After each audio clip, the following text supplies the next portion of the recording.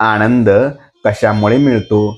सृष्टी शून्यापासून निर्माण झाली. आपली ही मूळ स्थिती तीच आहे. म्हणून आपण शून्याकडे जाण्याचा प्रयत्न करावा, म्हणजेच स्वानंदात स्वस्थ राहावे. पण ते आपल्या हातून होत नाही. कर्म करीतच राहावे असे वाटते. प्रपंचाची दगदग झाली म्हणजे आपण दूर जाऊन बसतो, पण मनाची तळमळ त्यामुळे नाहीशी झाली नाही तर काय उपयोग? याकरिता मनाची स्वस्थता कशाने येईल ते पाहावे. आनंद कुणाला नको आहे? आपल्याला आनंद हवा आहे खरा, परंतु तो मिळण्यासाठी जे करायला पाहिजे ते आपण करीतच नाही. नोकरी नको आणि खायला हवे, हे कसे शक्य आहे?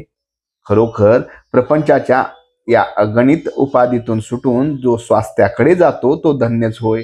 मनाच्या विरुद्ध गोष्टी झाल्या की लगेच आपल्याला आनंदात बिघाड येतो. याकरिता आपल्या इच्छेविरुद्ध घडले तरी माझे स्वास्थ्य बिघडणार नाही, इकडे पाहावे.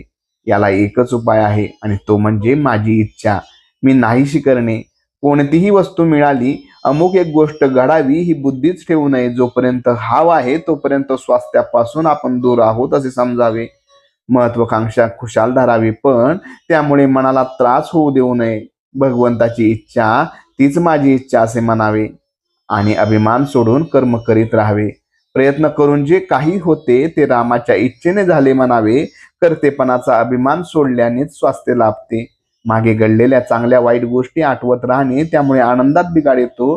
तसेच उद्याची काळजी करीत राहणे यामुळे मनाच्या स्वास्थ्यात व्यत्यय येतो. होते जाते हे सर्व भगवंताच्या इच्छेने होते हे मानावे. पक्के ठरविल्यावर मग विनाकारण काळजी का करावी? दुःख करणे अथवा न करणे हा मनाचा धर्म असल्यामुळे ज्या माणसाने मनाला योग्य वळण दिले आहे तो प्रत्यक्ष दुखणे भोगीत असतानाही आनंदात राहू शकेल.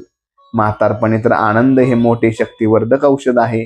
ज्याला नामाचे प्रेम आले त्याच्या शरीराला कोणत्याही अवस्थेत आनंदाचा लाभ होतो आणि ज्याला असा आनंदाचा लाभ झाला त्याच्यावर रामाने कृपा केली असे खचित समजावे. भगवंतासाठी एक दान खरे आहे आणि ते म्हणजे आत्मदान होय. सतत भगवंताच्या नामात राहून देहाची विस्मृती होणे हा आत्मदानाचाच प्रकार आहे.